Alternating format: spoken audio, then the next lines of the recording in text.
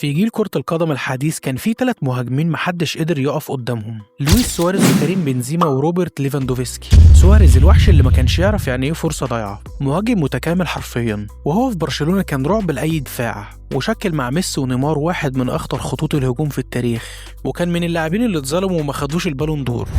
كريم بنزيما المهاجم الذكي، مش بس هداف، ده صانع لعب ومحرك هجمات وبيفهم في اللعب أكتر من أي حد.